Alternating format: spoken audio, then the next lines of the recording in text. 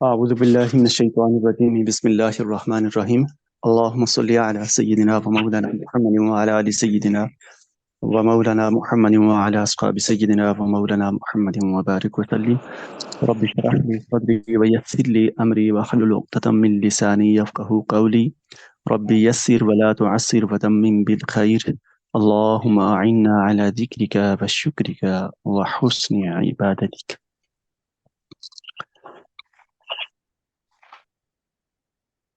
آج ہم نے علم روایت اور علم درائت کے حوالے سے پڑھنا ہے انشاءاللہ العزیز. تو جیسا کہ آپ جانتے ہیں کہ علوم حدیث میں حدیث کو پرکھنے کے دو بڑے ذریعے ہیں، پھر باقی اقسام ان کی ذیلی اقسام میں آتی ہیں علوم حدیث کی. ان میں ایک علم روایت ہے اور دوسرا علم درائت ہے. جس طرح حدیث دو حصوں پہ مشتمل ہوتی ہے، ایک اس کی سند ہوتی ہے اور دوسرا اس کا متن ہوتا ہے. تو روایت کا لغوی معنی نقل کرنا ہے، منتقل کرنا، بیان کرنا، ماضی سے کسی چیز کو تسلسل کے ساتھ مستقبل میں لے کے آنا. السلام علیکم سر، سوری فار جی انٹرپشن. سر کی بات سہایت ستا کمپلیٹ نہیں ہوئی تھی. ہائی سے تک کمپلیٹ نہیں ہوئی تھی، کہاں تک کیا رہ گیا تھا؟ سر سیکنڈ لاسٹ تھی.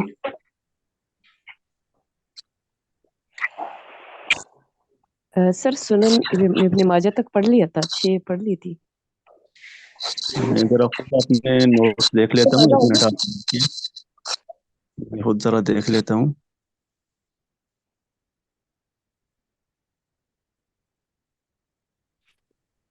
سنن ابن ماجہ تو پڑھ لی تھی ہم نے، سیاست میں تو کوئی چیز نہیں رہتی تھی.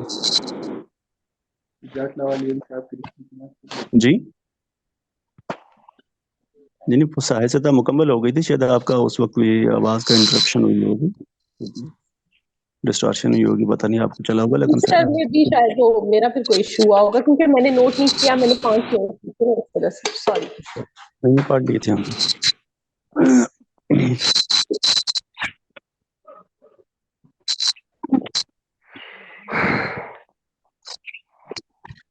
مجھے بھی لگا کہ یہ کیسے ہو گیا ہے، رہ گیا ہے. تھوڑا سا آپ کی بات میرے لیے بھی شاکنگ تھی. تو محدثین کی اصطلاح میں علم روایت سے مراد وہ علم ہے جس میں حدیث کو روایت کرنے، اسے یاد کرنے اور تحریر کرنے سے متعلق بحث کی جاتی ہے. اس میں مرفوع، موقوف اور مقطوع تمام طرح کی روایات شامل ہوتی ہیں. حدیث کی اسناد سے متعلق تحقیق اور جو چھان پھٹک ہے وہ تو آپ جانتے ہیں کہ تاریخ اسلام کے ابتدائی دور سے شروع ہو گئی تھی. عبداللہ بن سبا کا جو فتنہ نمودار ہوا تو اس کے ساتھ ساتھ مختلف طرح کے مذہبی اور سیاسی تعصبات کی بنا پر ان لوگوں کی طرف سے جنہیں آخرت کا کوئی خوف نہیں تھا، انہوں نے اپنے افکار و نظریات کی ترویج کے لیے احادیث گھڑنی شروع کی اور رسول کریم صلی اللہ علیہ وآلہ وسلم کے فرامین کے ساتھ آپ نے جھوٹے اقوال کو ملانا شروع کیا. تو علماء نے اس کے رد کے لیے سند سے متعلق تحقیق کا آغاز کر دیا.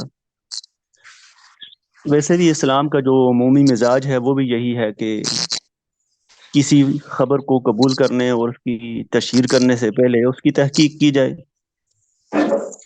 کہ قرآن کریم میں اللہ رب العزت کا فرمان ہے، بسم اللہ الرحمن الرحیم، یا ایہا الذین آمنوا ان جاءکم فاسق بنبأ فتبینوا ان تصیبوا قوما بجہالۃ فتصبحوا علی ما فعلتم نادمین.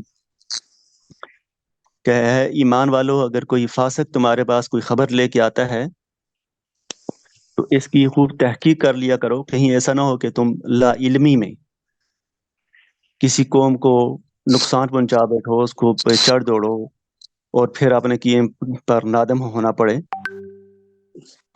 تو صحابہ کرام علیہم الرضوان رسول کریم صلی اللہ علیہ وآلہ وسلم کی احادیث کے حوالے سے بھی ان کا یہ رویہ السلام تھا۔ علیکم سر جی، ایک بھائی ہدایت اللہ کا مائک آن ہے، کافی ڈسٹرب ہو رہے ہیں۔ جی میں اس کو خود میں نے یافت کرتا ہوں، میسج بھی کیا پر وہ انگیجنگ۔ میں نے میوٹ کر دیا اب۔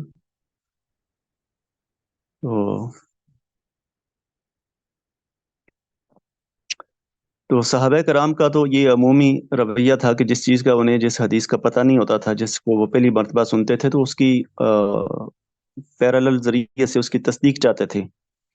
خود قرآن کریم کی طرح رسول کریم صلی اللہ علیہ وآلہ وسلم کے فرامین سے بھی خبر کی صداقت کا ہمیں معلوم ہوتا ہے۔ حضرت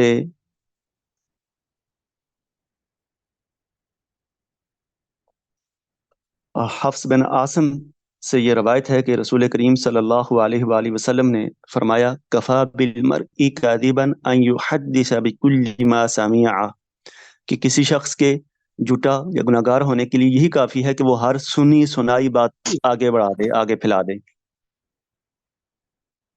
یہ کسی اور کا مائک بھی کھلا ہے جی؟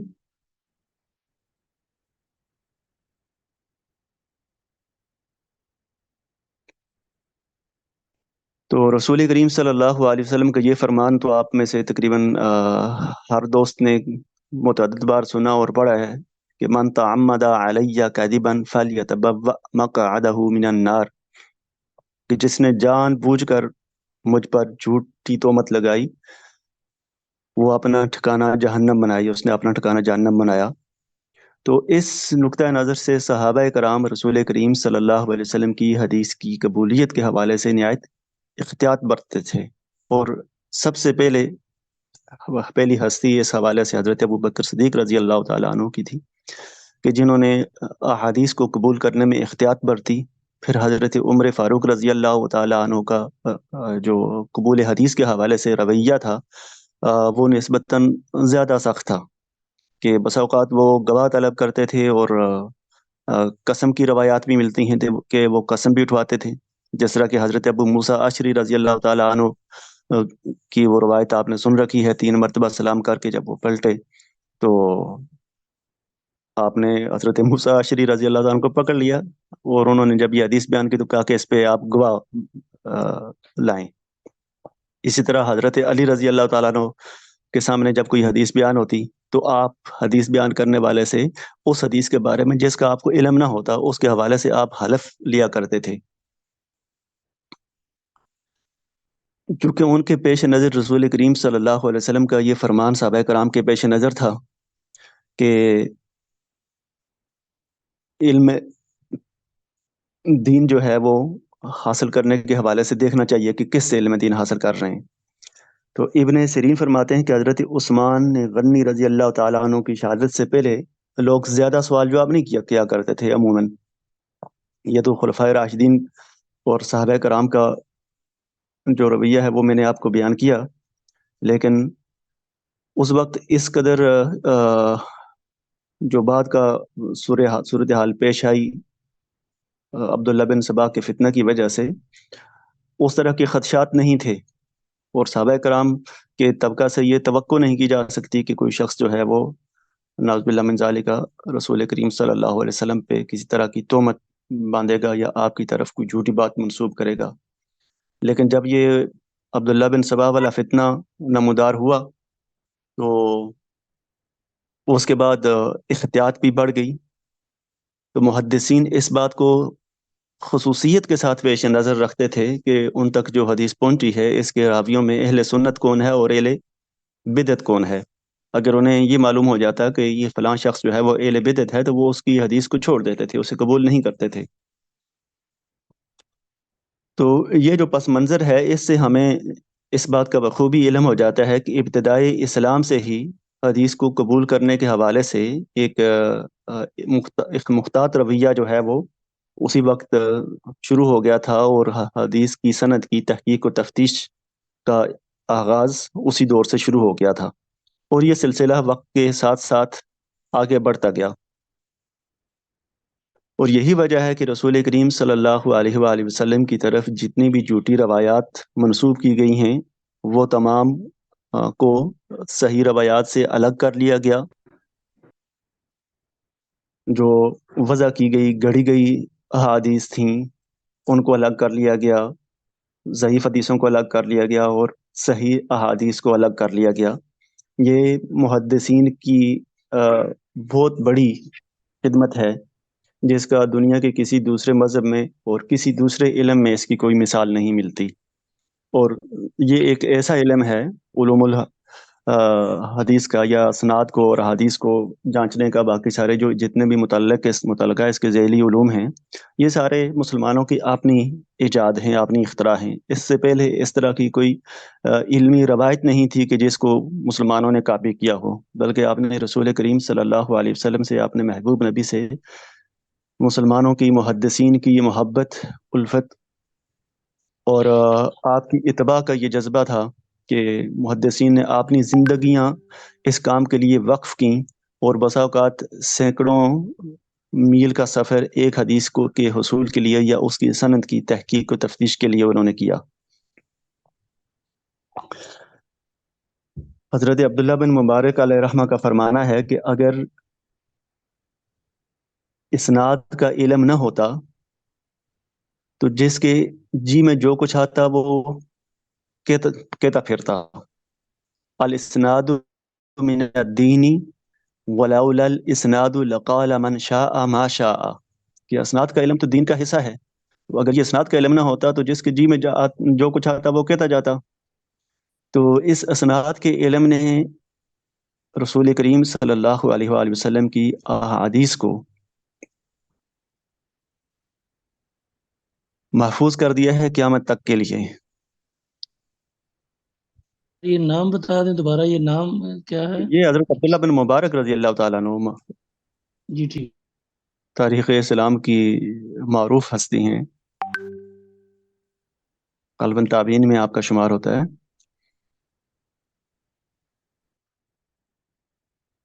کچھ بنیادی کتابیں جو اس حوالے سے علم روایت پر لکھی گئیں، یہاں ان میں سے چند ایک کا ہم جو ہے وہ تعارف پڑھ لیتے ہیں تاکہ یہ اندازہ ہو کہ یہ کام جو ہے وہ کوئی نیا نہیں ہے، بہت پرانا ہے. اور ابتدائی اسلام سے ہی محدثین نے اپنی زندگیاں اس کے لیے وقف کر کے تصنیف و تالیف کا سلسلہ شروع کر دیا تھا. تو ان چند معروف اور ابتدائی کتابوں میں سے ایک ہے المحدث الفاصل بین الراوی والواعی. یہ حسن بن عبد الرحمن بن خلاد کی کتاب ہے جو اصطلاحات حدیث پر مشتمل ہے، اور اس کے بارے میں کہا جاتا ہے کہ یہ وہ پہلی کتاب ہے جو اس فن پر مستقل طور پر لکھی گئی. اس کتاب میں ہے کیا؟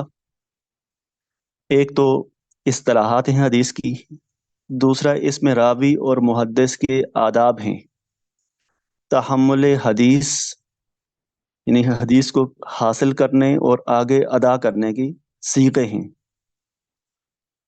اور یہ کتاب اصطلاحات حدیث کے بہت سارے مسائل کا احاطہ کرتی ہے. یہ جو مصنف ہیں حسن بن عبد الرحمن، انہوں نے یہ کتاب آپ نے طلبہ کو املا کروائی تھی، یعنی کہ یہ ان کے لیکچرز کے نوٹس ہیں جو ان کے طلبہ نے لکھے. تو بہت سارے طلبہ نے لکھی، تو گویا کہ اس وقت یہ کتاب متداول بھی تھی اور مختلف نسخے تھے اس کتاب کے مختلف طلبہ کی نسبت سے. اس کتاب میں علم حدیث، راویوں کا مقام، طلب حدیث میں نیت، حدیث حاصل کرنے والے طالب علم کے اوصاف، اسی طرح حدیث سے عالی اور حدیث سے نازل، طلب حدیث میں سفر، ایسے لوگ جو اپنے آباء و اجداد کے ساتھ منسوب ہیں ان کی پہچان، ایسے راوی جن کے نام آپس میں بالکل ایک طرح کے ہیں ان کی پہچان، پھر وہ راوی جن کی جو اپنے نام کے بجائے اپنی کنیتوں سے زیادہ معروف ہو گئے ہیں، ان کے ناموں کی فہرستیں اس کتاب میں مرتب کی گئی ہیں۔ پھر اسی طرح کی ایک دوسری کتاب ہے معرفت علوم الحدیث، یہ محمد بن عبداللہ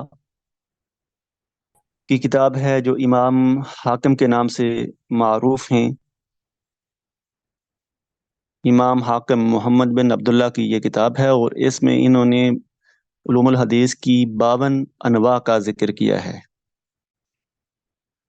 پھر تیسری کتاب ہے الکفایہ فی علم الروایہ، معروف محقق ہیں، تاریخ دان ہیں، تاریخ نگار ہیں، محدث خطیب بغدادی، یہ ان کی کتاب ہے۔ انہوں کثیر الکتب تھے وہ، علوم الحدیث میں انہوں نے الکفایہ فی علم الروایہ کے علاوہ اور بھی کتابیں لکھیں، تاہم یہ ان کی کتابوں میں علوم الحدیث میں زیادہ معروف و متعارف ہیں۔ اس کے علاوہ آپ نے الجامع الآداب للسامع کے نام سے بھی علوم الحدیث پر ایک کتاب مرتب کی۔ ان کی دوسری کتاب جو اس علم پہ جو ان کی باقی کتابوں کی نسبت زیادہ معروف ہے، الکفایہ فی علم الروایہ کے بعد اس کا نام ہے الجامع لآداب السامع۔ تو یہ جو الکفایہ فی علم الروایہ ہے، اس کتاب میں انہوں نے خطیب بغدادی نے خبر متواتر، خبر واحد، راوی کے احوال کی جانچ پڑتال اور اس کا تزکیہ، عدالت صحابہ، صحابی کی پہچان، محدث کی صفات اور جرح و تعدیل کی تفصیلات جو ہیں وہ ان کا تذکرہ کیا ہے، انہیں نقل کیا ہے۔ اسی طرح انہوں نے اس آدمی کی حدیث کا حکم بھی بیان کیا ہے جو رسول کریم صلی اللہ علیہ وآلہ وسلم کی طرف کوئی جھوٹی بات گڑھ کے منسوب کرتا ہے۔ اہل بدعت سے روایت لینے کے حوالے سے حکم کو انہوں نے ڈسکس کیا ہے۔ اسی طرح روایت باللفظ اور روایت بالمعنی کا حکم بیان کیا ہے۔ سماع حدیث کے طریقوں پر بحث کی ہے، تدلیس کے احکام بیان کیے ہیں، مراسیل یعنی مرسل احادیث کا حکم بیان کیا ہے، اور اسی طرح کی دیگر اصطلاحات حدیث بھی اس کتاب میں شامل ہیں۔ تو الجامع لآداب السامع جس کا میں نے ابھی تذکرہ کیا، یہ بھی خطیب بغدادی علیہ رحمہ کی اصول حدیث پہ کتاب ہے۔ اس میں انہوں نے راوی اور محدث کے آداب بیان کیے ہیں۔ ان میں سے چند ایک آداب یہ ہیں کہ راوی اور سامع کے اخلاق کیسے ہونے چاہیے۔ مثلا علم حدیث کے لیے، علم حدیث کے حصول کے لیے راویوں نے شادی چھوڑ دی، زندگی بھر جو ہیں وہ مجرد انہوں نے زندگی گزاری۔ اسی طرح حدیث کے طلب میں انہوں نے باقی کاموں کو پس پشت ڈالا اور حدیث کے حصول کو باقی کاموں پہ ترجیح دی۔ اس کتاب میں محدث کے پاس جانے کے آداب بیان کیے گئے ہیں، حدیث کو سننے کے آداب کا تذکرہ ہے، محدث سے سوال کرنے کا کیا ادب ہے، اسی طرح محدث کا طالب علم کی عزت کرنا، محدث کا بادشاہوں اور حکمرانوں کی طرف سے تحائف اور اموال کو قبول کرنے سے احتراز کرنا، بچنا، حدیث کے بیان کرتے وقت زیب و زینت اختیار کرنا، پورا اہتمام کرنا، وضو کرنا، غسل کرنا اور پورا پروٹوکول دینا حدیث کو۔ اسی طرح محدث کا گفتگو میں ہمیشہ صداقت شعار ہونا، سچ بولنا، شاگرد کی طرف سے محدث کے علم حدیث کی تحسین و تعریف کرنا، علم حدیث کے لیے لمبے لمبے سفر کرنا اور احادیث کو یاد کرنے کی ترغیب دینا، یہ اس کے ضمنی مباحث ہیں جو اس کتاب میں علامہ خطیب بغدادی نے جن کا تذکرہ کیا ہے۔ اگلی کتاب ہے العلماء الی معرفت اصول الروایہ و تقیید السماع۔ العلماء الف لام میم الف عین الی معرفت اصول الروایہ و تقیید السماع۔ یہ قاضی ایاز بن موسیٰ علیہ رحمہ کی تصنیف ہے۔ تو اس میں انہوں نے علم حدیث کا وجوب، علم حدیث کا مقام و مرتبہ، حدیث کے طالب علم کے لیے سماع کے آداب، علم حدیث کی طلب میں اخلاص نیت، اور حدیث کو اخذ کرنے، نقل کرنے اور روایت کرنے کی اقسام، اسی طرح روایت باللفظ اور روایت بالمعنی کے جو عناوین ہیں ان کو اس کتاب میں انہوں نے بیان کیا ہے۔ دوسرا جو بنیادی علم ہے وہ ہے علم درایت حدیث۔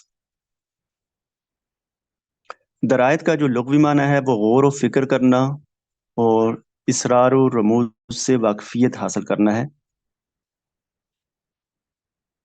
محدثین کی اصطلاح میں علم درایت حدیث سے مراد وہ علم ہے جس کے ذریعے حدیث کی شرح کی جاتی ہے، تشریح کی جاتی ہے، حدیث کے الفاظ کے معانی بیان کیے جاتے ہیں، اور احادیث سے احکام کے استنباط کے طریقوں پر روشنی ڈالی جاتی ہے، نیز راجح اور مرجوح احادیث میں فرق کیا جاتا ہے، اور احادیث کے درمیان جو تعارض ہوتا ہے اس تعارض کو تو محدثین کے ہاں درایت کے کچھ اصول ہیں، ان اصولوں کی بنیاد پر وہ حدیث کی قبولیت سے احتراز کرتے ہیں، اسے ریجیکٹ کر دیتے ہیں۔ مثلا ایسی روایت جو عقل سلیم کے خلاف ہو اسے قبول نہیں کرتے،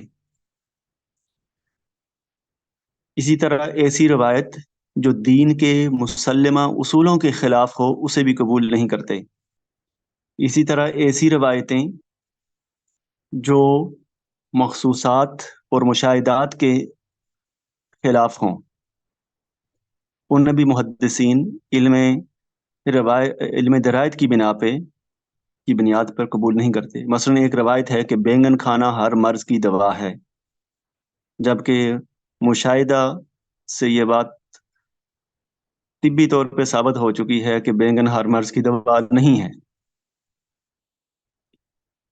ایسی روایت جو قرآن کریم، حدیث متواتر یا اجماع کے خلاف ہو اور اس میں تعویل کی گنجائش بھی نہ ہو،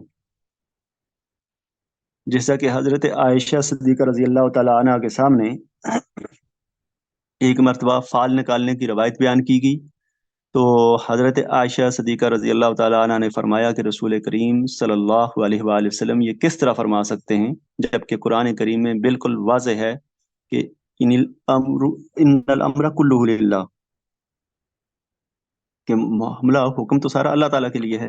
تو ویسے بھی فال کی جو ہے وہ ممانعت موجود ہے، تو اس طرح کی روایات جو آپ صلی اللہ علیہ وسلم کی متواترہ حدیث کے خلاف ہوں یا قرآنی نصوص کے خلاف ہوں تو ان کو بھی درایت کی بنا پر قبول نہیں کیا جاتا۔ جس روایت میں معمولی کام پر سخت عذاب کی دھمکی ہو، اسی طرح جس روایت میں معمولی کام پر بہت بڑے انعام کا وعدہ ہو، ایسی روایات جن کے معانی رقیق ہوں، پھر ایسی روایات کہ جسے روایت کرنے میں راوی اکیلا ہے اور جس شیخ سے وہ روایت کر رہا ہے اس سے ملا ہوا بھی نہیں ہے۔ اسی طرح ایسی روایت جس میں کوئی ایسا واقعہ بیان کیا گیا ہو کہ اگر وہ وقوع پذیر ہوتا تو اس دور کے سینکڑوں نہیں بلکہ ہزاروں لوگ اس کا مشاہدہ کرتے۔ تو اگر کوئی اس طرح کا کوئی واقعہ کی کوئی سے متعلق کوئی ایسی روایت بیان ہو رہی ہے جس کی اور شہادتیں اور گواہیاں نہیں ملتی، تو اس کو بھی محدثین درایت کی بنیاد پر ریجیکٹ کر دیتے ہیں۔ ایسی روایت جس میں ایسی فضول باتیں ہوں جن کا رسول کریم صلی اللہ علیہ وآلہ وسلم کی زبان اقدس سے صادر ہونا محال ہو۔ جو شخص لا الہ الا اللہ کہتا ہے، اللہ تعالیٰ اس کلمہ سے ایک پرندہ پیدا کرتا ہے جس کی 70 زبانیں ہوتی ہیں اور ہر زبان میں 70,000 لغات ہوتی ہیں۔ یعنی بے دفعہ جو زبان لفظ ہے اس سے مراد یہ زبان کا لوتھڑا ہے جو ہمارے منہ میں ہوتا ہے، اور لغت سے مراد یہ بولنے والی بولیاں ہیں۔ تو اس طرح کی روایات کو محدثین درایت کی بنیاد پر مسترد کر دیتے ہیں۔ اسی طرح وہ روایت جو امر واقع کے خلاف ہو، جیسے ایک روایت ہے کہ دھوپ میں رکھے ہوئے پانی سے غسل نہیں کرنا چاہیے کیونکہ اس سے برس کی بیماری پیدا ہو جاتی ہے۔ تو اس سے تو پھر اگر اس روایت کو ویسے بھی امر واقع کے خلاف ہے، لیکن اگر اس روایت کو قبول کیا جائے تو پھر تو آج کل کا ہمارا جو شہری زندگی ہے جہاں ہماری ٹینکیاں چھتوں پہ ہوتی ہیں، پھر تو وہ ساری کالعدم ہو جائیں گے۔ اسی طرح ایسی احادیث جو انبیاء علیہ السلام کے کلام سے مشابہ نہ ہوں، جیسے ایک روایت ہے کہ 3 چیزیں نظر کو زیادہ کرتی ہیں، اور یہ بھی بہت معروف ہے، یہ روایت بھی بہت معروف ہے جو آگے آ رہی ہے، جس کو میں بیان کر رہا ہوں۔ وہ 3 چیزیں کیا بیان کی ہیں؟ سبزہ زار، جاری پانی اور خوبصورت چہرہ۔ اب حالانکہ اسلام میں دوسروں کے چہروں کی طرف دیکھنے کی آپ نے آداب بالکل واضح ہیں اور سب آپ جانتے ہیں، لیکن گنجائش نکالی گئی ہے ایک حرام کام کو جائز کرنے کے لیے۔ تو چونکہ کسی نبی کے شایان شان نہیں ہے کہ وہ اس طرح کا کلام کرے، تو لہٰذا اس طرح کی تمام چیزیں جو شان نبوت کے خلاف ہوں گی ان کو رد کر دیا جائے گا۔ اس طرح وہ واقعات جنہوں نے مستقبل میں وقوع پذیر ہونا ہو اور ان کو کسی خاص تاریخ کے ساتھ مقید کر دیا جائے، جیسے فلاں جمعے کو یہ امر واقع ہو جائے گا، اگر کوئی اس طرح کی روایات ہو تو اس کو بھی مسترد کر دیا جائے گا۔ ایسی احادیث جو طبیبوں کے، ڈاکٹرز کے، اطباء کے کلام سے مشابہت رکھتی ہوں، مثلا ایک روایت ہے کہ ہریسہ کھانے سے فارغ البالی آتی ہے، کشائش ہوتی ہے رزق میں۔ اسی طرح ایک اور روایت ہے کہ مسلمان جو ہے وہ میٹھا ہوتا ہے اور شیریں ہوتا ہے اور شیرینی کو پسند کرتا ہے۔ یہ کسی حلوہ خور نے گڑھی ہوگی۔ اب ہم آتے ہیں مصطلحات حدیث پہ۔ تو حدیث کی اصطلاحات کے حوالے سے یہ گزارش کر رہا تھا کہ حدیث رسول کریم صلی اللہ علیہ وسلم کے قول کو، آپ کے فعل کو اور آپ کی تقریر کو حدیث کہتے ہیں۔ تو گویا حدیث قولی وہ حدیث ہوگی جس میں رسول کریم صلی اللہ علیہ وسلم کے کسی فرمان مبارک کا تذکرہ ہو، اور حدیث فعلی اس حدیث کو کہیں گے جس میں آپ صلی اللہ علیہ وسلم کے کسی کام کا ذکر ہوا ہو، اور تقریری وہ حدیث ہوگی جس میں رسول کریم صلی اللہ علیہ وسلم کے سامنے کوئی کام کیا ہو لیکن آپ صلی اللہ علیہ وسلم نے اس سے منع نہ فرمایا ہو، اور جو کام رسول کریم صلی اللہ علیہ وسلم کا ہمیشہ معمول رہا ہو وہ سنت ہے۔ اسی طرح ایک اصطلاح استعمال ہوتی ہے اثر، الف سارا، تو کسی چیز کے بقیہ حصے کو اثر کہتے ہیں۔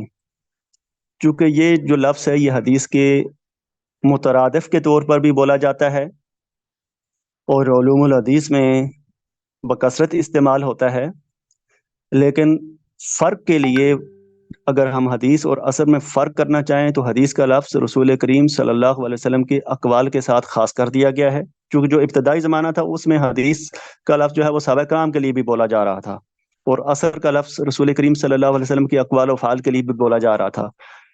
لیکن جب علم حدیث نے ترقی کی تو پھر فرق کے لیے عصر کے لفظ کو صحابہ کرام اور تابعین کے اقوال کے ساتھ خاص کر دیا گیا، اور حدیث کے لفظ کو رسول کریم صلی اللہ علیہ وآلہ وسلم کی ذرات گرامی سے منسوب اقوال اور افعال کے ساتھ خاص کر دیا گیا۔ پھر ایک لفظ استعمال ہوتا ہے، ایک اصطلاح استعمال ہوتی ہے خبر۔ خبر کا لغوی معنی تو کسی واقعہ کی اطلاع کے ہیں، تو خبر کی اصطلاح حدیث کے مترادف کے طور پر استعمال ہوتی ہے، اور اسی طرح یہ جو خبر کا لفظ ہے یہ تاریخی واقعات کے لیے بھی استعمال ہوتا ہے۔ اگر فنی طور پر اور اس ٹیکنیکلٹی کے اعتبار سے دیکھیں تو ہر حدیث جو ہے وہ ایک بنیادی طور پہ خبر ہوتی ہے۔ اب محدثین اس کے اوپر کام کر کے اس خبر کی جو کا درجہ ہے وہ متعین کرتے ہیں کہ آیا وہ خبر متواتر ہے، خبر واحد ہے، کیا ہے اس کا مرتبہ ہے۔ ایک اصطلاح ہے مرفوع۔ اس حدیث کو کہتے ہیں جس میں سلسلہ سند رسول کریم صلی اللہ علیہ وآلہ وسلم تک پہنچتا ہو۔ موقوف وہ حدیث ہے جس میں سلسلہ سند صحابی تک پہنچتا ہو، اور مقطوع اس حدیث کو کہتے ہیں جس میں سلسلہ سند تابعی تک پہنچتا ہو۔ محدثین کی اصطلاح میں جب شیخین کا لفظ استعمال ہو تو اس سے مراد امام بخاری اور امام مسلم علیہ رحمہ ہیں، یعنی یہ کوئی ایسی روایت جس کو ہم متفق علیہ بھی کہتے ہیں کہ وہ صحیح بخاری اور صحیح مسلم میں آئی ہے، تو جب یہ کہا جائے کہ یہ شیخین کی روایت ہے تو اس سے مراد یہ ہوگا کہ یہ امام بخاری اور امام مسلم دونوں نے اس روایت کو نقل کیا ہے۔ جیسے خلافت کے باب میں حضرت ابو بکر صدیق اور حضرت عمر فاروق رضی اللہ تعالیٰ عنہ کو شیخین کہا جاتا ہے۔ فقہ حنفی میں دیکھیں تو امام ابو حنیفہ اور امام ابو یوسف کو شیخین کہا جاتا ہے۔ تو یہ اس کا دائرہ جو ہے ہر ایک چیز کا وہ اس کو متعین کرتا ہے کہ یہ لفظ استعمال کہاں ہوا ہے، تو وہاں اس سیاق و سباق کے اعتبار سے شیخین کے لفظ کی تشریح اور وضاحت ہوگی۔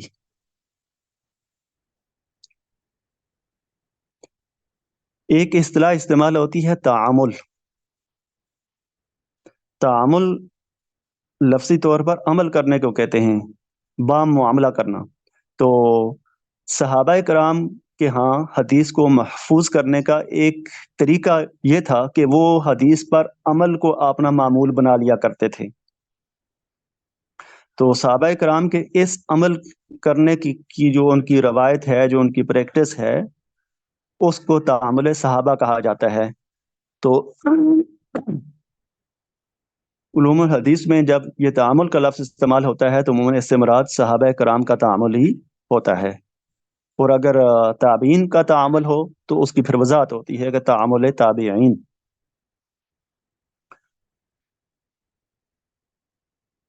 تو حدیث کی جو عبارت ہوتی ہے اس کے جو جیسے میں نے پہلے بیان کیا کہ دو حصے ہوتے ہیں، ایک سند ہے، ایک متن ہے۔ تو راویوں کے وہ اسماء گرامی جو متن سے پہلے ہوتے ہیں انہیں سلسلہ ان کے ناموں کا جو سلسلہ ہے اس کو سند کہا جاتا ہے، کہ فلاں نے فلاں سے اور فلاں نے فلاں سے سنا، یا فلاں نے فلاں سے بیان کیا، اور آگے جو چیز وہ بیان کر رہے ہیں وہ قول، وہ عمل جس سے وہ روایت کر رہے ہیں وہ متن کہلاتا ہے۔ جو شخص حدیث کو روایت کر رہا ہے اسے راوی کہتے ہیں، اور جس شخص سے اس نے وہ حدیث سنی ہے یا اس کو روایت کر رہا ہے اسے شیخ کہا جاتا ہے۔ ایک اصطلاح ہے ثقہ۔ ثقہ کا لغوی معنی ہے قابل اعتماد، قابل اعتبار، قابل یقین، اور محدثین کی اصطلاح میں ثقہ اس راوی کو کہتے ہیں جس میں عادل اور ضابط ہونے کی شرائط پائی جائیں۔ ایک اصطلاح ہے جرح۔ کسی بھی راوی کے اندر اگر کوئی عیب موجود ہو تو محدثین اس عیب کو ظاہر کرتے ہیں اور اس عیب کی بنا پر اس کی روایت پہ حکم لگاتے ہیں تو یہ اس عیب کو ظاہر کرنا اور اس کی بنیاد پہ اس کی بیان کردہ روایت پہ حکم لگانا، اس کو جرح کہا جاتا ہے۔ اسی طرح ہے تعدیل، یہ کسی بھی راوی کو عادل قرار دینا تعدیل کراتا ہے۔ اسی طرح ایک تعدیل ارکان ہے نماز کے دوران، تو وہاں راویوں کے عادل کرنا، ان کو عادل قرار دینا مراد نہیں ہوگا، جیسا کہ پیچھے میں نے کہا نا کہ سیاق کلام سے اس کا معنی متعین ہوتا ہے۔ تو علوم حدیث میں جب تعدیل کی اصطلاح استعمال ہوگی تو اس سے مراد یہ ہوگا کہ کسی راوی کو، مثلا یہ کہا جائے کہ ابن حجر اسقلانی نے فلاں راوی کی تعدیل کی ہے، تو اس کا مطلب یہ ہوگا کہ ابن حجر الاسقلانی علیہ رحمہ نے یہ کہا ہے کہ یہ راوی عادل ہے۔ اس میں عدالت اور ضبط کی تمام شرائط پائی جاتی ہیں۔ پھر اصطلاح ہے سنن۔ سنن سے مراد وہ کتابیں ہیں جن میں احادیث کو فقہی ترتیب پر جمع کیا گیا ہے۔ فقہی ترتیب کیا ہے؟ جیسے کہ پہلے انہوں نے طہارت سے متعلق احادیث روایت کی ہیں، پھر انہوں نے عبادات پہ آ گئے ہیں، عبادات میں بھی پہلے انہوں نے نماز سے متعلق روایات لی ہیں، پھر وہ زکوٰۃ سے متعلق ہیں، روزے سے متعلق ہیں، حج سے متعلق ہیں، درجہ بدرجہ۔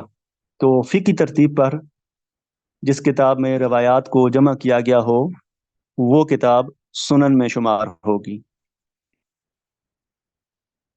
روایت حدیث کے صیغے ہیں، ان صیغوں میں ایک ہے حدثنی یا حدثنا۔ حدثنی کا مطلب ہے کہ اس نے میرے سامنے بیان کیا، اور یہ لفظ اس وقت استعمال ہوتا ہے جب شاگرد بول رہا ہو اور استاد سن رہا ہو۔ جب کسی روایت میں حدثنی کا لفظ مستعمل ہو تو اس کا مطلب یہ ہے کہ یہ روایت ہم تک کس کیفیت میں پہنچی ہے کہ شاگرد نے سنا ہے اور استاد نے زبانی بیان کیا ہے۔ اور اگر شاگرد کئی ہوں تو اس صورت میں حدثنا کا لفظ استعمال ہوگا کہ وہ جو راوی ہے وہ یہ بتا رہا ہے گویا کہ حدثنا کا لفظ استعمال کر کے کہ یہ روایت سننے میں اس وقت میں اکیلا نہیں تھا، میرے ساتھ پوری ایک جماعت استاد محترم سے یہ روایت سن رہی تھی۔ دوسری اصطلاح ہے اخبرانی یا اخبرانا۔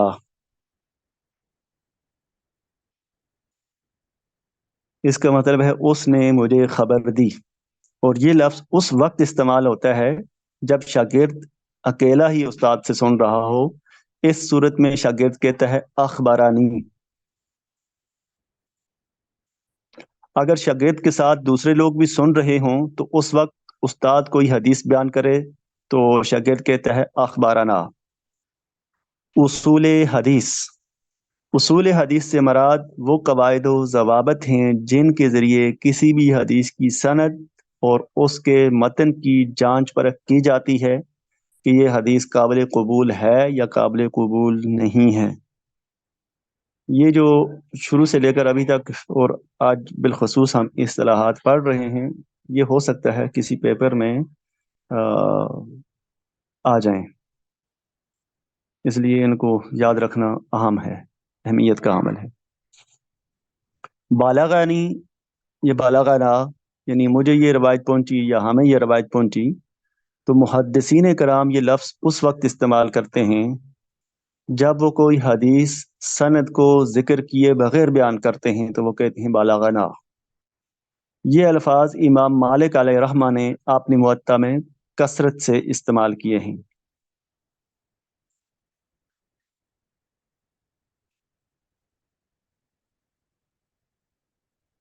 صحابی کی اصطلاح استعمال ہوتی ہے، تو سبھی جانتے ہیں کہ وہ شخص جس نے ایمان کی حالت میں رسول کریم صلی اللہ علیہ وسلم کی زیارت کی ہو اور اسی ایمان کی کیفیت میں اس کا خاتمہ ہوا ہو، وہ شخص درجہ صحابیت پہ فائز ہوگا۔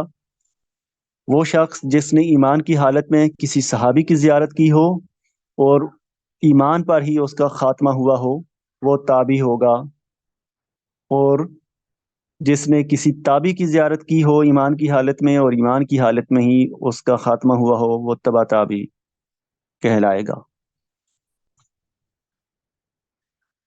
سنن میں نے آپ کو بتایا کہ وہ کتابیں جن میں فقہی ترتیب سے احادیث کو جمع کی گئی ہوں وہ سنن ہوتی ہیں، اور وہ کتابیں جن میں حسب ذیل 8 ابواب شامل ہوں، محدثین کی اصطلاح میں وہ کتابیں جامع جوامی میں آتی ہیں، جامع کہلاتی ہے وہ کتاب جس میں یہ 8 ابواب موجود ہوں۔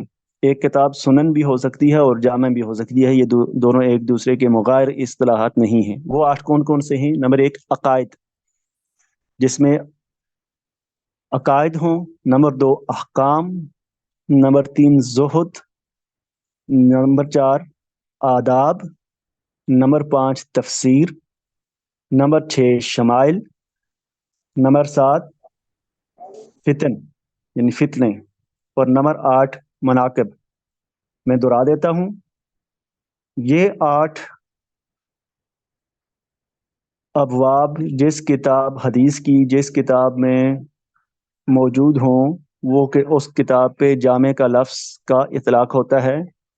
وہ 8 کون کون سے ہیں؟ عقائد، احکام، زہد، آداب، تفسیر، شمائل، فتن اور مناقب۔ اسی طرح ایک اصطلاح استعمال ہوتی ہے جوامع الکلم۔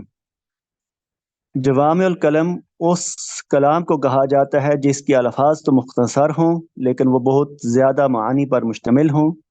یہ صرف رسول کریم صلی اللہ علیہ وآلہ وسلم کی مخلوق میں سے صرف رسول کریم صلی اللہ علیہ وسلم کی خصوصیت تھی کہ آپ صلی اللہ علیہ وسلم کے فرامین کے الفاظ تو مختصر ہوتے تھے لیکن ان میں معانی بہت زیادہ ہوتے تھے۔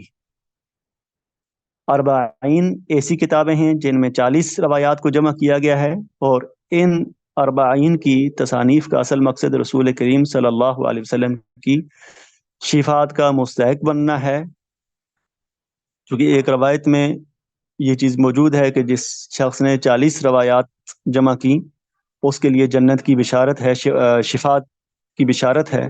تو محدثین کرام بالاہتمام کے ساتھ، خصوصیت کے ساتھ محدثین نے اس کا اہتمام کیا ہے کہ وہ 40 روایات جمع کرتے ہیں، اور یہ اس دور میں بھی ہے، یہ صرف سابقہ دور کی بات نہیں ہے۔ جیسے اربعین نووی ہے، دوسری کئی کتابیں ہیں اس حوالے سے۔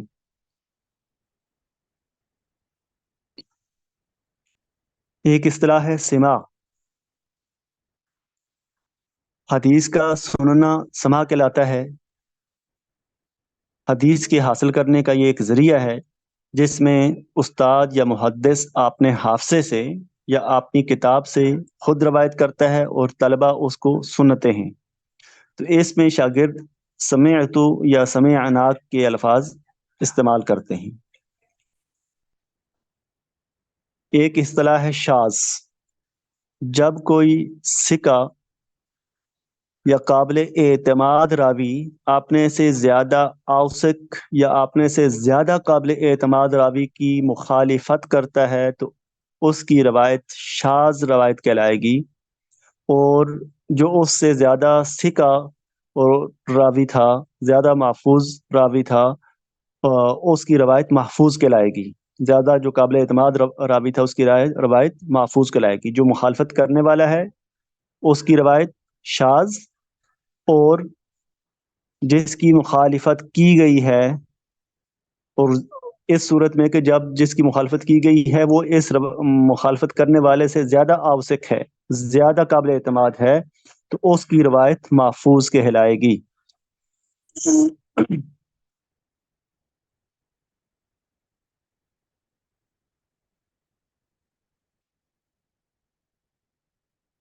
شاہد، اگر ایک صحابی کی حدیث کسی دوسرے صحابی کی حدیث سے مل جائے جس کا مفہوم پہلے صحابی کی حدیث کے موافق ہو تو اس کو شاہد کہتے ہیں۔ یہ موافقت خواہ الفاظ میں ہو یا معانی میں ہو یا دونوں میں ہو، خواہ لفظی ہو خواہ معنوی ہو یا دونوں میں ہو، کسی بھی صورت میں اگر ایک صحابی کی روایت دوسرے صحابی کی حدیث کے موافق ہو جائے تو اس کو شاہد کہا جاتا ہے۔ متابع کسی راوی کا کسی دوسری راوی کے ساتھ روایت میں شریک ہو جانا متابع کہلاتا ہے۔ مثلا حضرت ابو ہریرہ رضی اللہ تعالی عنہ سے ایک حدیث کو دو مختلف راویوں نے روایت کیا ہے تو یہ دونوں راوی ایک دوسرے کے متابع کہلائیں گے۔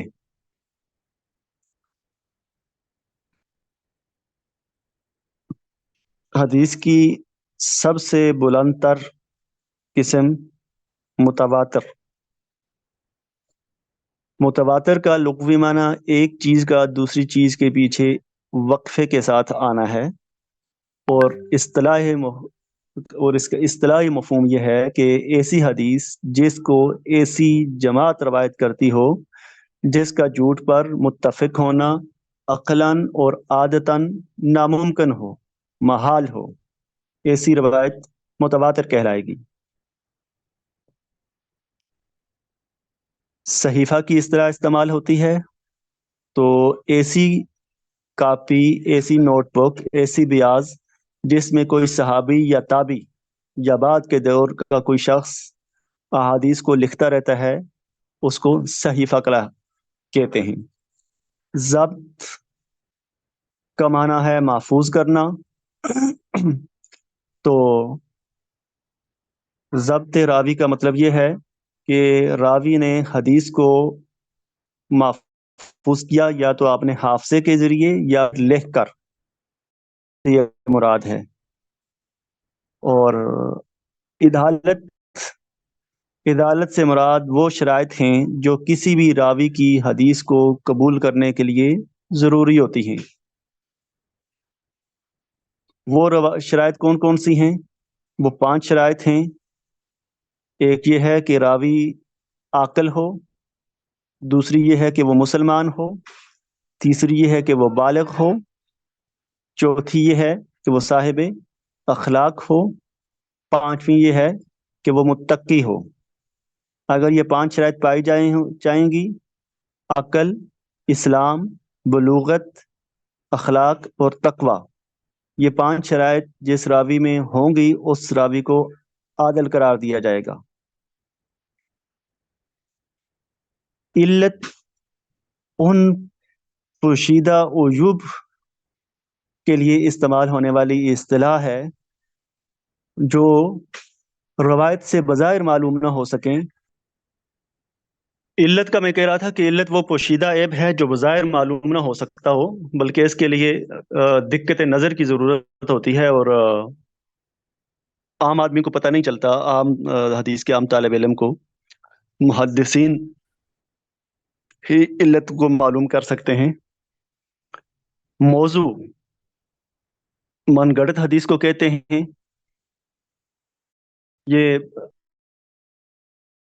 فی نفس سے ہی تو حدیث نہیں ہوتی، بلکہ کسی آدمی کا کلام ہوتا ہے جو رسول کریم صلی اللہ علیہ وآلہ وسلم کی طرف منسوب کیا گیا ہوتا ہے۔ تو چونکہ ہم نے شروع میں حدیث کی یہ تعریف پڑھی تھی، آپ کو یاد ہوگا کہ جو چیز رسول کریم صلی اللہ علیہ وسلم کی طرف منسوب کی جائے اسے حدیث کہتے ہیں۔ تو اس لیے اس پہ بھی اس کا اطلاق حدیث کے لفظ کا ہوتا ہے۔ اس کو صحیح کے لیے یہ موضوع حدیث ہے، یعنی منسوب تو کی گئی ہے لیکن موضوع ہے، درست نہیں ہے، صحیح نہیں ہے۔ مقطع کا معنی ہے روندا ہوا، تو اس سے مراد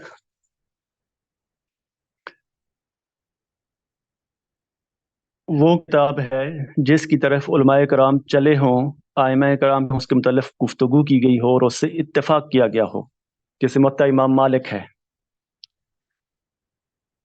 جرح و تعدیل میں علوم الحدیث میں ایک اصطلاح استعمال ہوتی ہے نقد۔ نقد کا مطلب ہوتا ہے جانچنا، پرکھنا۔ تو محدثین کی اصطلاح میں صحیح حدیث کو ضعیف سے الگ کرنا نقد کہلاتا ہے۔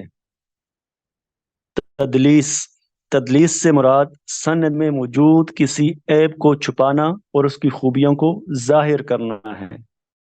کبھی موجود کی کوشش کرتا ہے تو یہ تدلیس کہلاتی ہے یہ چیز. اب ان اصطلاحات کے بعد ہم آتے ہیں حدیث کی تقسیم باعتبار سند کی طرف. جیسا کہ ابھی کچھ دیر پہلے ہم نے پڑھا ہے کہ سند راویوں کے سلسلے کو کہتے ہیں، راویوں کے واسطے کو کہتے ہیں جس کے ذریعے حدیث نقل کی جاتی ہے. تو کسی بھی روایت کو نقل کرنے والے راویوں کی تعداد کبھی تو بہت زیادہ ہوتی ہے اور کبھی راویوں کی تعداد کم ہوتی ہے. تو راویوں کی تعداد کے اعتبار سے حدیث کی دو قسمیں ہیں، ایک ہے خبر متواتر اور دوسری ہے خبر واحد. تو متواتر کی تعریف بھی ہم ابھی پڑھ چکے ہیں کہ ایک چیز کا دوسری چیز کے پیچھے وقفے کے ساتھ آنا تواتر کہلاتا ہے. اور ایسی حدیث جس کو ایک ایسی جماعت روایت کرتی ہو جس کا جھوٹ پر متفق ہونا عقلاً اور عادتاً محال ہو، ناممکن ہو، تو اس روایت کو خبر متواتر کہا جاتا ہے. متواتر کی کچھ شرائط ہیں، جس روایت میں یہ شرائط پائی جائیں گی اسے ہی خبر متواتر کہا جائے گا. پہلی شرط یہ ہے کہ اس کی اسناد کا کثیر تعداد میں ہوں، صرف ایک ہی سند نہ ہو. دوسری یہ ہے کہ اس کے راویوں کی تعداد اتنی زیادہ ہو کہ ان سب کا جھوٹ پر متفق ہونا محال ہو. میں متواتر کی شرائط بیان کر رہا تھا کہ ایک یہ ہے کہ اس کی اسناد کثیر تعداد میں ہوں، دوسرا یہ کہ اس کے راویوں کی تعداد اتنی زیادہ ہو کہ سب ہونا محال ہو. تیسری یہ ہے کہ سند کے شروع سے لے کر آخر تک ہر زمانے میں راویوں کی تعداد کثیر ہو، کسی زمانے میں درمیان میں کہیں سے راویوں کی تعداد جو ہے وہ کم نہ ہوئی ہو. چوتھی یہ ہے کہ حدیث کا تعلق امر مسموع یا امر مشاہد سے ہو، کہ جو راوی ہے وہ یہ کہیں کہ ہم نے سنا یا ہم نے دیکھا. اور پانچویں شرط یہ ہے کہ اس روایت سے ایسا علم حاصل ہو جس کو مسترد کرنا ناممکن ہو. متواتر کی اب دو قسمیں ہیں، ایک متواتر لفظی ہے اور دوسری ہے متواتر معنوی. متواتر لفظی وہ حدیث ہے کہ جس کو نقل کرنے والے ہر زمانہ کے راوی ایک ہی طرح کے الفاظ کے ساتھ نقل کرتے ہیں. اس کو بند کریں. ایسی حدیث جس کو نقل کرنے والے ہر زمانہ کے راوی ایک ہی طرح کے الفاظ کے ساتھ نقل کریں، یعنی ان سب روایت کرنے والوں کے الفاظ ایک جیسے ہوں. مقعدہ من النار یہ حدیث ہے، اس کو 60 سے زیادہ صحابہ کرام نے روایت کیا ہے اور انہی الفاظ کے ساتھ. متواتر معنوی وہ متواتر حدیث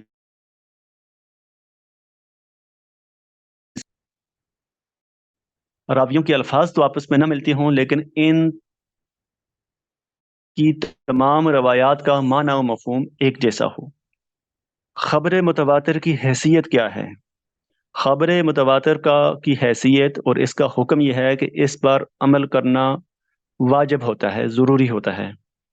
اس کے راویوں کی تعداد کثیر ہوتی ہے کہ جن کا جھوٹ پر متفق ہونا محال ہوتا ہے، اور اس خبر کی وجہ سے یقینی علم حاصل ہوتا ہے تو اس پر عمل کرنا واجب ہوتا ہے.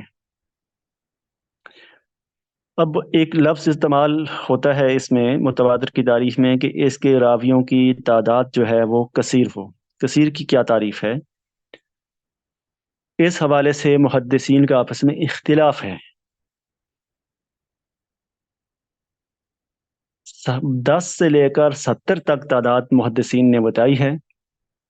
بعض نے 10 کا کہا ہے کہ اگر کسی حدیث کو 10 راوی روایت کرنے والے ہوں تو وہ خبر متواتر ہوگی. بعض نے 70 کی شرائط لگائی گئی ہے اور اس سے اوپر کی. تو گویا کہ سب کم سے کم 10۔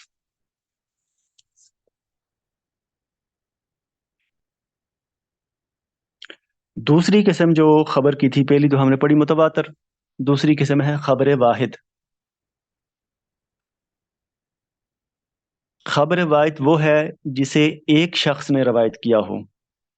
اصطلاحی معنی میں خبر واحد سے مراد وہ حدیث ہے جس کے راویوں کی تعداد تواتر کی حد تک نہ پہنچے۔ یعنی لغت کے اعتبار سے تو یہ ہوا نا کہ وہ خبر، وہ روایت جس کو ایک نے روایت کیا ہو وہ خبر واحد ہے، اور اصطلاح میں خبر واحد سے مراد وہ حدیث ہے جس کے راویوں کی تعداد تواتر کی حد تک نہ پہنچے، اور اس کی یہ تعریف بھی کی گئی ہے کہ جس میں تواتر کی شرائط نہ پائی جائیں۔ خبر متواتر کی شرائط اگر کسی خبر میں نہ پائی جائیں تو وہ خبر واحد کہلائے گی۔ خبر واحد کی چونکہ اس کا انحصار راویوں کی تعداد پہ ہے، تو راویوں کی تعداد کے اعتبار سے خبر واحد کی 4 قسمیں ہیں۔ پہلی اور برتر ہے خبر مشہور، دوسری ہے خبر مستفیض، تیسری ہے خبر عزیز، اور چوتھی ہے خبر غریب۔ مشہور جس طرح کے لفظ سے ہی ظاہر ہے، اس سے مراد وہ حدیث ہے جس کے راوی ہر زمانہ میں 3 یا اس سے زیادہ ہوں، لیکن راویوں کی یہ تعداد متواتر حدیث کے راویوں کی تعداد سے کم ہو، اور متواتر کی کم از کم تعداد کیا ہے؟ 10 کی روایت ہے۔ تو 3 سے اگر زیادہ ہوں، لیکن متواتر کی چونکہ خبر واحد کی ایک تعریف بھی وہ حدیث، وہ روایت جس میں راویوں کی تعداد 3 یا اس سے زیادہ ہو لیکن متواتر کے راویوں کی تعداد سے کم ہو، وہ خبر مشہور کہلائے گی۔ جس طرح کہ صحیح بخاری میں ایک روایت ہے، حضرت عبداللہ بن عمر بن عاص روایت کرتے ہیں کہ میں نے رسول کریم صلی اللہ علیہ وآلہ وسلم کو یہ فرماتے ہوئے سنا کہ اللہ علم کو اس طرح نہیں اٹھائے گا کہ بندوں کے سینے سے نکال لے، بندوں کے سینوں سے نکال لے، بلکہ علماء کو موت دے کر علم کو اٹھائے گا، یہاں تک کہ جب کوئی عالم باقی نہ رہے گا تو جاہلوں کو سردار بنا لیا جائے گا، اور اس سے دینی مسائل پوچھے جائیں گے، اور وہ بغیر علم کے فتوے دیں گے، خود بھی گمراہ ہوں گے اور دوسروں کو بھی گمراہ کریں گے۔ دوسری قسم خبر مستفیض ہے، لفظی مطلب اس کا ہے بہنے والا، اور اصطلاح میں اس سے مراد ایسی حدیث ہے جس کے راویوں کی تعداد ہر دور میں کم از کم 3 ہو۔ ایک قول یہ بھی ہے کہ یہ خبر مشہور کا مترادف ہے، یعنی خبر مشہور اور خبر مستفیض ایک ہی چیز ہیں، لیکن بعض محدثین نے ان دونوں کو الگ الگ شمار کیا ہے اس اصطلاح کو۔ تو جو کہتے ہیں کہ ایک ہی چیز ہیں تو وہ خبر واحد کی 3 ہی قسمیں بیان کرتے ہیں، خبر مشہور، خبر عزیز اور خبر غریب۔ دوسری قسم خبر عزیز،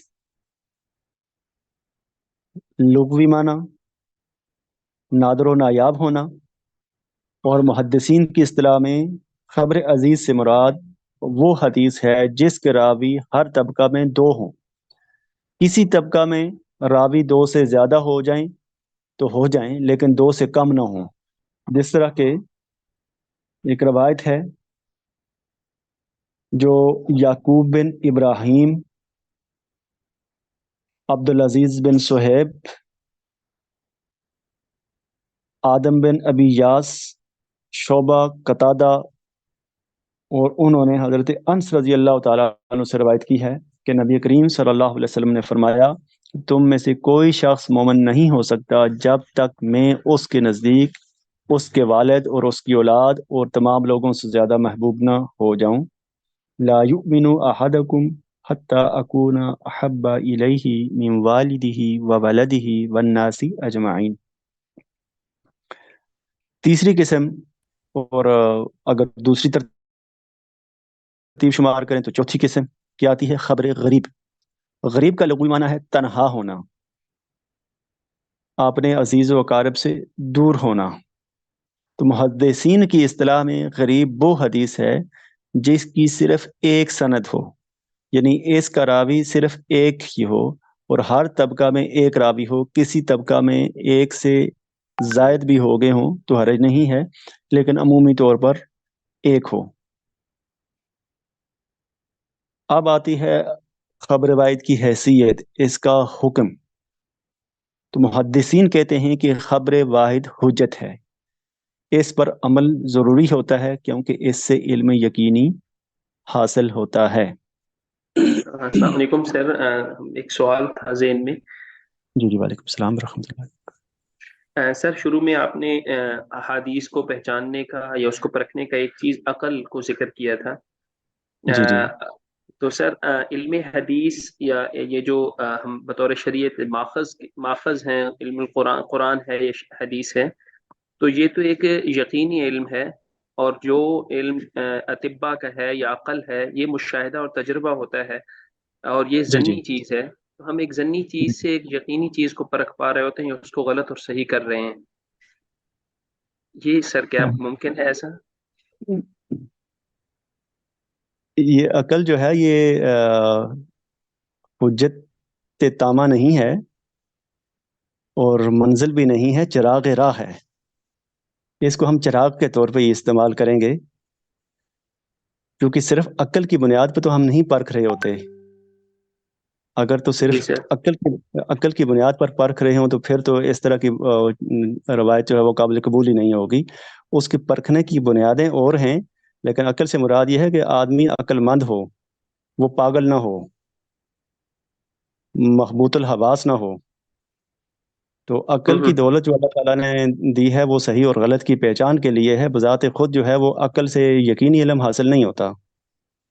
جو علم کا سورس ہے بنیادی، جو اسلام کا نظریہ علم ہے، وہ کیا ہے کہ علم کا سورس وہی ہے۔ بالفاظ دیگر آپ یہ کہہ لیں کہ علم کی جو بنیاد ہے وہ اللہ رب العزت کی ذات ہے، بنیاد۔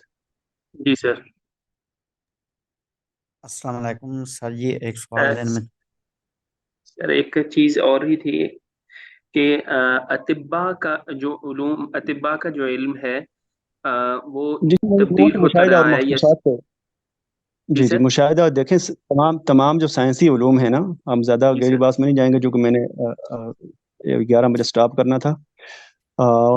جو مشاہدہ اور مخصوصات پہ مبنی ہیں سائنسی علوم، یہی وجہ ہے کہ پچھلی صدی میں بہت ساری ایسی سائنسی تھیریز تھیں جو اس دور میں تبدیل ہو چکی ہیں، کیونکہ اس وقت تک ان کا مشاہدہ اور ان کے مخصوصات، ان کے تجربات کا نتیجہ اور تھا۔ جب ان کے سامنے نئے حقائق آ گئے، نئے مشاہدات آ گئے، تو انہوں نے پچھلی تھیوری کو ریجیکٹ کر دیا، جبکہ علوم اسلامیہ میں یہ نہیں ہے، کیونکہ ہمارا جو سورس ہے وہ وحی الہی ہے، اور وحی الہی جو ہے وہ وقت کے ساتھ ساتھ وہ کسی مشاہدہ اور مخصوصات کی بنیاد پہ تبدیل نہیں ہوتی۔ ہمارا جو بنیاد ہے وہ علم یقینی پہ ہے، اور عقل صرف اس کو حاصل کرنے کا ایک ذریعہ ہے۔